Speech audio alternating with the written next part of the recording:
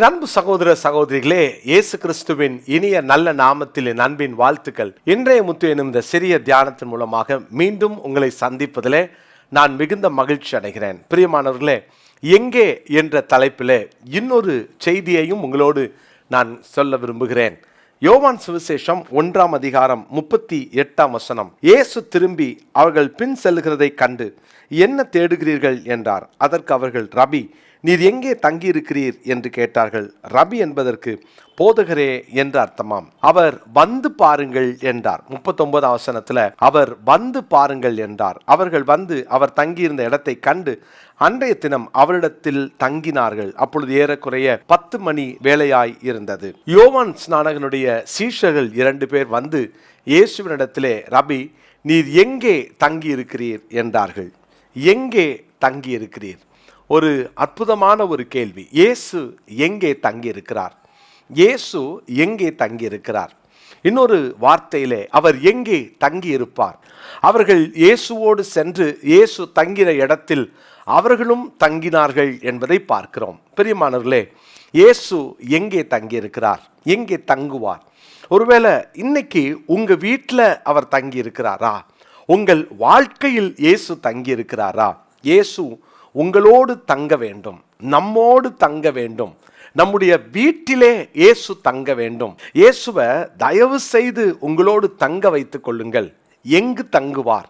ஒரு 3 வசனங்களை நான் சுட்டிக்காட்ட விரும்புகிறேன். முதலாவதாக லூக்கா சுவிசேஷம் 21 அதிகாரம் 37 வசனம். லூக்கா சுவிசேஷம் 21 அதிகாரத்தின் 37 வசனத்தை நான் வாசிக்கிறேன். அவர் பகற்காலங்களில் தேவாலயத்திலே உபதேசம் பண்ணி கொண்டிருந்து ராக்காலங்களில் வெளியே போய் ஒலிவமலை எனப்பட்ட மலையிலே தங்கி வந்தார். ஒலிவமலை எனப்பட்ட மலையிலே தங்கி வந்தார். அது அவர் வழக்கமான ஒரு இடம். அங்கேதான் இயேசு தங்குவார். காரணம் என்னவென்றால் அது ஜெபிக்கிற இடம். அதாவது தேவனோடு உறவாடுகிற ஒரு இடம், தேவனோடு பேசுகிற ஒரு இடம். வழக்கமாய் அவர்கள் கூடி ஜெபிக்கிற இடத்திலே இயேசு தங்கி வந்தார் என்று வாசிக்கிறோம். அவருக்கு ஜெபிக்கிற இடம் ரொம்ப பிடிக்கும். அதனால தான் அவர் அந்த ஒலிவமலையிலே தங்கி வந்தார் என்று வாசிக்கிறோம். பிரியமானவர்களே, உங்க வீடு ஜெபிக்கிற வீடா இருந்தா, நீங்க ஜெபிக்கிறவர்களா இருந்தா உங்களோடு இயேசு தங்கி இருப்பார். உங்களுக்குள்ள அந்த ஒரு நிச்சயம் இருக்கிறதா? நான் ஜெபிக்கிறவன், நான் ஜெபிக்கிறவள், எனவே என்னோடு இயேசு தங்கியிருப்பார். என் வீடு ஜெபிக்கிற வீடு, எனவே இயேசு என் வீட்டில் தங்கியிருப்பார். பிரியமானவர்களே, உங்கள் வீட்டுக்கு ஒருத்தவங்க வராங்க, வந்தவங்கள நீங்கள் அவங்க கூட பேசவே இல்லை, அவங்கள கண்டுக்கவே இல்லை அப்படின்னா எவ்வளவு நேரம், எவ்வளவு நிமிஷங்கள் உங்களோடு அவர்கள் தங்க முடியும்?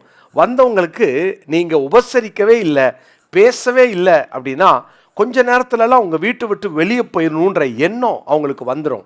நீங்கள் வெளியே போன்னு சொல்லவே வேண்டாம், ஆனால் அவங்க கூட நீங்கள் பேசவே இல்லைன்னா அவங்களால ரொம்ப நேரம் உங்கள் கூட தங்க முடியாது. அவர்கள் உங்களை விட்டு, உங்கள் வீட்டை விட்டு வெளியே போயிடுவாங்க. நீங்கள் தங்கக்கூடிய ஒரு சூழ்நிலையை ஏற்படுத்தாமல் அவர்கள் தங்க மாட்டார்கள். தேவனுடைய பிள்ளைகளே, இயேசு உங்களோடு கூட தங்க வேண்டும் என்றால் உங்களுக்கும் அவருக்கும் நல்ல உரையாடல் இருக்க வேண்டும், நல்ல உறவு இருக்க வேண்டும்.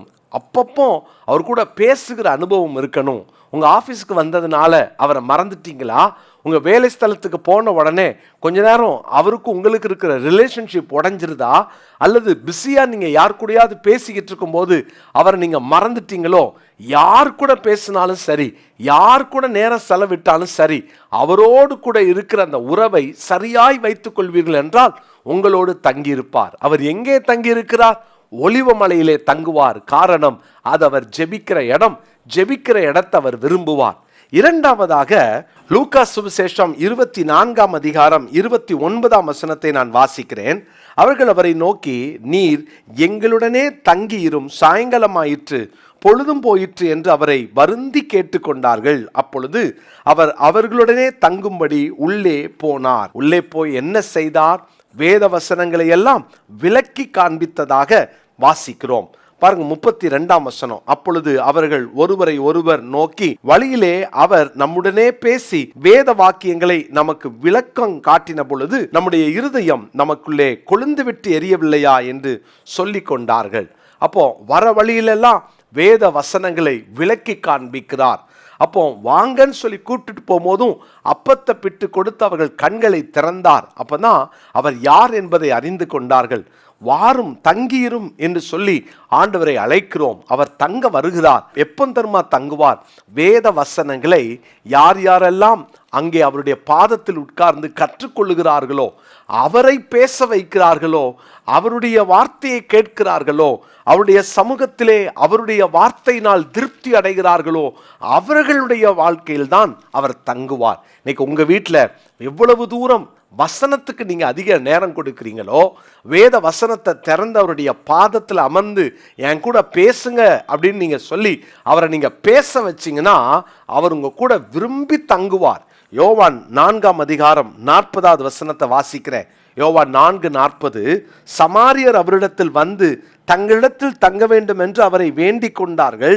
அவர் 2 நாள் அங்கே தங்கினார்.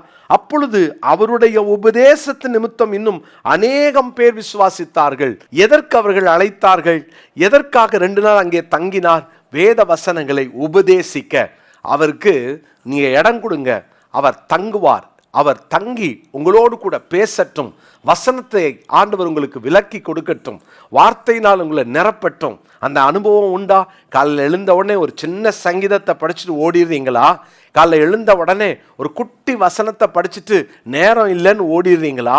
பிரியமான தேவனுடைய பிள்ளைகளே, வசனத்தை அதிக நேரமாக உட்கார்ந்து படித்து கொஞ்ச நேரம் படித்த வசனத்தை தியானம் பண்ணுங்களேன். இன்னைக்கு என் கூட ஆண்டவர் என்ன பேசினார், நான் எங்கே சரி செய்யணும், எதை நான் திருத்தணும், எங்கே ஆண்டவர் என்னை திருத்த சொல்கிறாரு, எந்த வசனத்தினால் என்னை தேற்றுகிறார், கொஞ்சம் உட்காந்து யோசித்து பாருங்களேன். மெடிடேட் பண்ணுங்க. அந்த குவைட் டைம் ரொம்ப முக்கியமானது. அது இல்லாமல் உங்கள் வாழ்க்கையில் நீங்கள் ஓடிக்கிட்டே பைபிளை படித்தாச்சா, மூடியாச்சா, எனக்கு வேலை இருக்குன்னு சொல்லி நீங்கள் ஓடினீங்கன்னா எப்படி அவர் தங்குவார்? அவர் தங்க வேண்டும் என்றால் அவரை பேச வையுங்கள். அவர் பேசி நம்மோடு அவருடைய வார்த்தைகளை விளக்கி கொடுக்க விரும்புகிறார். முதலாவதாக ஜெபிக்கிற இடத்துல தங்குவார். இரண்டாவது அவருடைய வார்த்தைகளை கேட்கிற இடத்திலே தங்குவார். மூன்றாவதாக யோவான் சுவிசேஷம் 4ஆம் அதிகாரம் 40வது வசனம், சமாரியர் அவரிடத்தில் வந்து தங்களிடத்தில் தங்க வேண்டும் என்று அவரை வேண்டிக் கொண்டார்கள். எம்மாவூர் சீஷர்ல குறித்து வாசிக்கிறோம்ல, லூக்கா 24:29. அப்போ நீர் எங்களோடு தங்கியிரும் என்று அவரை அழைத்தார்கள். யாரெல்லாம் அவரை விரும்புகிறார்களோ அவர்களோடு தான் அவர் தங்குவார். பிரியமானவர்களே, நீங்க விரும்பணும். ஆண்டவரே நீங்க வாங்க, கூப்பிடுங்க. ஒவ்வொரு நாளும் கூப்பிடுங்க. ஒவ்வொரு நாளும் ஆண்டவரே எங்களோடு தங்கியிரும், எங்களோடு தங்கியிரும். இயேசுவை வாங்க என் கூட தங்குங்கன்னு நீங்க கூப்பிடணுமே, நீங்க விரும்பணுமே. அப்படின்னா அந்த விருப்பத்தை கர்த்தர் பார்க்கிறார். விரும்புகிறவர்களுடைய இடத்துல தான் அவர் தங்குவார். இன்னைக்கு உங்க வீடு விரும்புகிறதா? நீங்க விரும்புறீங்களா? ஏதோ ஆசீர்வாதத்துக்காக மாத்திரம் அவரை கூப்பிடாதீங்க. ஆண்டவர் உங்க வீட்டில் இருந்தா உங்களுக்கு உங்களுடைய வாழ்க்கை மாறும், உங்களுடைய எல்லா நிலைமையும் மாறும், உங்களுடைய எல்லா அனுபவங்களையும் அவர் புதிதாய் மாற்றுவார். தேவனுடைய பிள்ளைகளே, ஆண்டவரை கூப்பிடலாமா? ஆண்டவரே நீங்க வாங்கன்னு சொல்லி அவரை அழைங்க. ஆண்டவர் உங்கள் வீட்டில் தங்கட்டும், உங்க கூட தங்கட்டும். ஜெபிக்கிற இடத்துல தங்குவார். அவருடைய வார்த்தைகளை கேட்கிற இடத்துல தங்குவார். யாரெல்லாம் விரும்பி அழைக்கிறார்களோ அவர்களிடத்திலே தான் தங்குவார். அவர் எங்கே தங்கி இருக்கிறார்? இந்த கேள்விக்கு உங்களிடத்துல பதில் கிடைச்சிருச்சா? 132ஆம் சங்கீதம் 14வது வசனத்தை நான் வாசிக்கிறேன். அதை இந்த நாளுக்குரிய மனப்பாட வசனமாய் குறித்து கொள்ளுங்கள். சங்கீதம் 132:14. இது என்றைக்கும் நான் தங்கும் இடம், இதை நான் விரும்பினபடியால் இங்கே வாசம் பண்ணுவேன். இது என்றைக்கும் நான் தங்கும் இடம், இதை நான் விரும்பினபடியால் இங்கே வாசம் பண்ணுவேன். ஜெபிக்கலாமா? நல்ல தகப்பனே, நீர் எங்கள் மத்தியில் வந்து விருப்பத்தோடு தங்கியிரும். நீர் வந்து தங்கக்கூடிய அளவுக்கு எங்களுடைய வீடு சுத்தமாய், எங்கள் வீடு ஆயத்தமாய், எங்கள் வீடு உம்முடைய வசனத்தை கேட்கத்தக்கதாய், எங்கள் வீடு உம்மோடு கூட பேசுகிறதாய், எங்கள் வீடு கர்த்தரை ஏற்றுக்கொள்ளுகிற வீடாய் இருக்க எங்களை அர்ப்பணிக்கிறோம். அப்படியே எங்கள் வாழ்க்கையும் இருக்கட்டும். வாங்கப்பா, எங்க கூட தங்கி இருங்க, அது போதும். இந்த நாளில் என்னோடு யார் யாரெல்லாம் உம்மை வருந்தி அழைக்கிறார்களோ அவங்க கூடயே தங்கியிருங்க. நீங்க தங்குனா போதும். அதை விட பெரிய பாக்கியம், பெரிய ஆசீர்வாதம் உலகத்துல ஒண்ணுமே இல்லப்பா. எங்க கூட நீங்க தங்கிருங்க. உங்க நாமம் மகிமைப்படட்டும். இயேசுவின் நாமத்தில் ஜெபிக்கிறோம் நல்ல பிதாவே, ஆமென். என் அன்பு சகோதர சகோதரிகளே, இயேசு கிறிஸ்துவின் நாமத்தில் அன்பின் வாழ்த்துக்கள். நம்முடைய வெற்றியின் ஊழியங்கள் விங்ஸ் ஆஃப் விக்டரி இந்த 2 காரியங்களுக்காகவும் நீங்க தொடர்ந்து ஜெபம் பண்றீங்க. உங்களுடைய உதாரத்துவமான காணிக்கையினால் எங்களை தாங்கி வருகிறீர்கள். மிகுந்த நன்றி. ஆகஸ்ட் மாதம் 1ஆம் தேதிக்குள்ளாக நமக்கு 5 லட்சம் ரூபாய் வரை நமக்கு செலவு இருக்கிறது. அந்த செலவுகள் சந்திக்கப்படணும். தொடர்ந்து ஜெபம் பண்ணுங்க. இந்த வாரத்தில் அடுத்த 4-5 நாட்களுக்குள்ளாக இந்த தேவைகள் சந்திக்கப்பட வேண்டும். எனவே நீங்கள் உங்களுக்கு தெரிந்தவர்களையும் இந்த ஊழியத்தோடு இந்த சமூக பணிகளை தாங்கக்கூடியவர்களாக நீங்கள் அறிமுகப்படுத்த உங்களை அன்போடு நான் கேட்கிறேன். நீங்களும் ஒரு மாதத்திற்கு ஒரு 1000 ரூபாய் இந்த ஊழியத்திற்காக நீங்கள் கொடுத்து உதவலாம். நீங்கள் உங்கள் சார்பிலே ஒரு IAS அகாடமி படிக்கிற ஒரு அருமையான வாலிப பிள்ளைகளை நீங்கள் தாங்கலாம். அவர்களுடைய ஃபீஸுக்காக அல்லது தெரப்பி சென்டரில் வருகிற அருமையான ஒரு குழந்தையை நீங்கள் பொறுப்பெடுக்கலாம் 5000 ரூபாய் கொடுத்து. அது மாத்திரமல்ல, டயாலிசிஸ் சென்டரை நீங்கள் தாங்கலாம். இப்படி உங்களால் முடிந்த உதவிகளை செய்யலாம். தன்னார்வமாக உழைக்கக்கூடியவர்களை நாங்கள் ஜெபத்தோடு எதிர்பார்க்கிறோம். எங்களோடு இணைந்து கொள்ளுங்கள். நாம் இணைந்து ஆண்டவருடைய நாமத்தை மகிமைப்படுத்துவோம். ஆண்டவர் உங்களை ஆசீர்வதிப்பார். இன்னும் இதை குறித்து நீங்கள் அறிய விரும்பினால் கீழே காண்கிற அந்த ஃபோன் நம்பரில் தொடர்பு கொள்ளலாம். எங்களோடு கூட நீங்களும் இணைந்து ஆண்டவருடைய நாமத்தை மகிமைப்படுத்த உங்களை அன்போடு அழைக்கிறேன். God bless you.